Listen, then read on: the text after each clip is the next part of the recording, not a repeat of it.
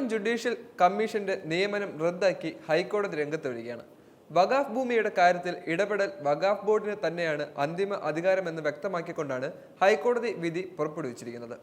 നിർണായക ഉത്തരവ് പുറപ്പെടുവിച്ചുകൊണ്ട് ജസ്റ്റിസ് ബെച്ചു കുര്യൻ തോമസിന്റെ ബെഞ്ചിൽ നിന്നുമാണ് വന്നിരിക്കുന്നത്. മുനമ്പം വിഷയത്തിൽ ഇടപെട്ട സംസ്ഥാന സർക്കാരിന് ഹൈക്കോടതി വിധി വലിയ തിരിച്ചടിയാണ്. ജസ്റ്റിസ് CN രാമചന്ദ്രൻ നായർ അധ്യക്ഷനായാണ് ജുഡീഷ്യൽ കമ്മീഷനെ നിയമിച്ചിരിക്കുന്നത്. ജുഡീഷ്യൽ കമ്മീഷൻ നടത്തുന്ന അന്വേഷണം തടയണമെന്ന് ആവശ്യപ്പെട്ട് നൽകിയ ഹർജിയിലാണ് വിധി ഉണ്ടായിരിക്കുന്നത്. ജുഡീഷ്യൽ കമ്മീഷന് നിയമസാധുതയുണ്ടെന്ന് സിംഗിൾ ബെഞ്ച് കണ്ടെത്തിയതിൽ മുനമ്പം ഭൂമി വിഷയത്തിലെ വസ്തുത അന്വേഷണവുമായി സർക്കാരിന് മുന്നോട്ടു പോകാൻ സാധിക്കുകയായിരുന്നു. എന്നാൽ ഇതിന് തിരിച്ചടിയായാണ് ഇപ്പോൾ വിധി വന്നിരിക്കുന്നത്. കമ്മീഷൻ നിയമനം റദ്ദാക്കിയാൽ ഭൂമി പ്രശ്നം പരിഹരിക്കാനുള്ള സർക്കാരിന്റെ ശ്രമങ്ങൾ വിധി തിരിച്ചടിയായി മാറും.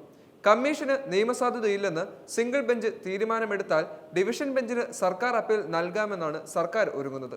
വിഷയം ഹൈക്കോടതിയുടെ പരിഗണനയിലായതിനാൽ തന്നെ അന്വേഷണ നടപടികൾ ജുഡീഷ്യൽ കമ്മീഷൻ നിർത്തിവെക്കുകയും ചെയ്തിട്ടുണ്ട്. ഭൂമിയുടെ ഉടമസ്ഥാവകാശം സംബന്ധിച്ച തർക്കം വഖഫ് ട്രൈബ്യൂണലിന്റെ പരിഗണനയിലായിരിക്കെ എങ്ങനെ ജുഡീഷ്യൽ കമ്മീഷനെ നിയോഗിക്കാനാകും എന്നായിരുന്നു ഹൈക്കോടതിയിൽ വാദം കേൾക്കവേ ഹൈക്കോടതിയുടെ ചോദ്യം വന്നിരുന്നത്. വഖഫ് ഭൂമിയിൽ ജുഡീഷ്യൽ അന്വേഷണം നടത്താൻ സർക്കാരിന് കഴിയില്ലെന്നും വഖഫ് അല്ലാത്ത ഭൂമിയിൽ കമ്മീഷനെ നിയോഗിക്കാൻ സർക്കാരിന് അവകാശമുണ്ടെന്നും ആയിരുന്നു കഴിഞ്ഞ തവണ ഹർജി പരിഗണിക്കവേ ഹൈക്കോടതിയുടെ നിരീക്ഷണം വന്നത്. മുനമ്പം ജുഡീഷ്യൽ കമ്മീഷൻ ജുഡീഷ്യൽ അധികാരമില്ലെന്നാണ് സംസ്ഥാന സർക്കാർ ഹൈക്കോടതിയിൽ നൽകിയ പ്രാഥമിക മറുപടിയിൽ വ്യക്തമാക്കുന്നത്. രാമചന്ദ്രൻ നായർ കമ്മീഷന് ജുഡീഷ്യൽ അധികാരമോ അർദ്ധ ജുഡീഷ്യൽ അധികാരമോ കമ്മീഷന് ഇതുവരെ നൽകിയിട്ടില്ല.